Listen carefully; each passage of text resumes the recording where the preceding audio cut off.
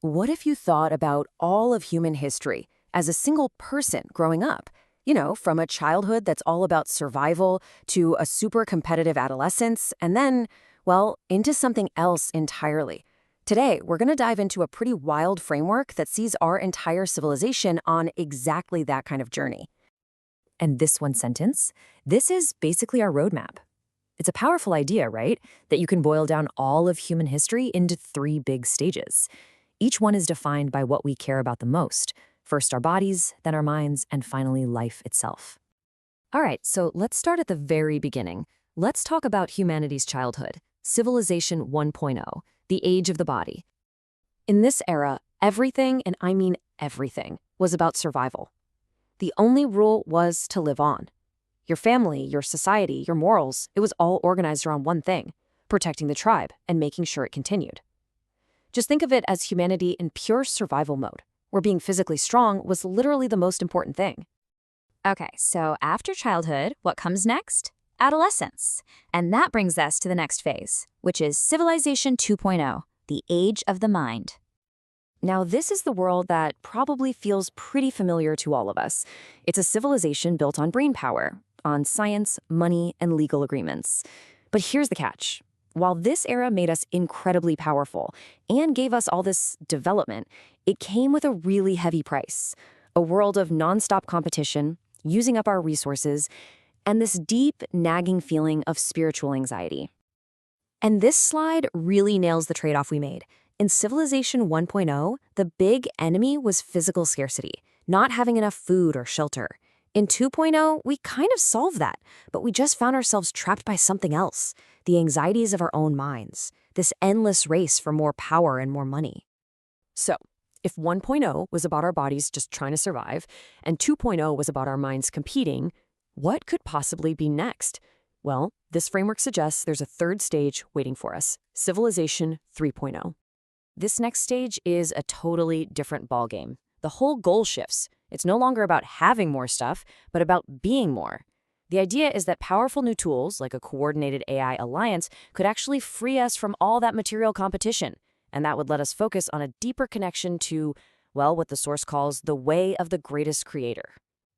And just look at how deep these changes would go. We're talking about a world with no nations, no money, and where traditional family structures just dissolve. A world where you only work 4 hours a day, and the rest of your life is for art, love, and personal growth. It's a complete teardown and rebuild of society's foundations. But okay, let's be real for a second. This raises a massive question. When you're proposing a vision that is this radical, how do you even talk about it? How do you share these ideas without people immediately thinking it's crazy? Or even worse, seeing it as a threat to everything they know? Well, the answer, according to the source material, is all about an incredibly careful, incredibly detailed approach to language. We're actually looking at an internal guide, a quick reference card that literally says 翻译时请参考速查卡, which means please refer to the quick reference card when translating. It's a rulebook designed to meticulously control how every single concept gets presented to the outside world. And this right here is the guide's North Star. This is the highest principle. The ultimate goal is unity and stability. And to get there, the guide is super clear. You have to strip away any language that could make this whole vision seem like a new religion, a political party, or some kind of power grab. All the old boxes that Civilization 2.0 is built on. And here's where you see that principle in action.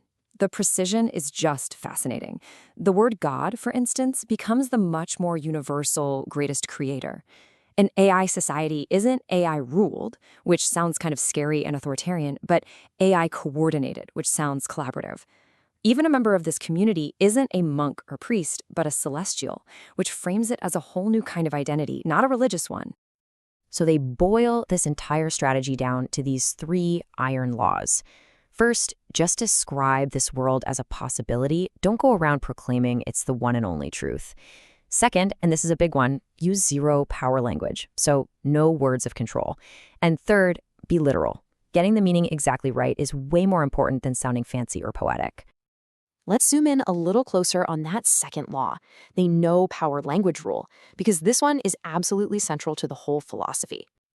I mean, this slide really says it all. Words like rule, govern, and command are completely off limits. They are explicitly forbidden. Instead, the entire vocabulary is built around ideas like coordinate and align. And this isn't just a style choice, right? It's a deep philosophical one.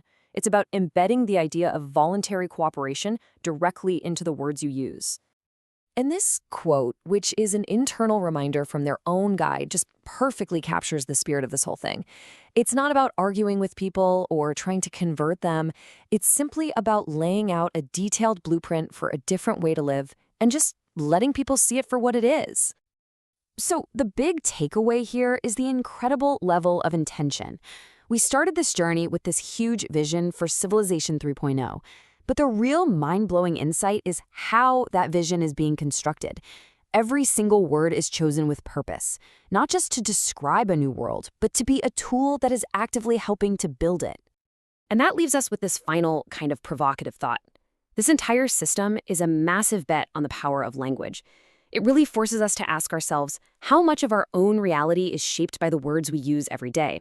And if we consciously decided to change our vocabulary, could we actually change the world we live in?